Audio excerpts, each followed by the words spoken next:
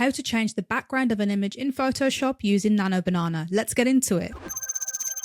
With your image imported, come up to the square selection tool and draw over your entire image like so. Next, click into Generative Fill and type in a prompt with the words to this effect. Change the setting of this scene to a professional, well-lit, bright studio backdrop.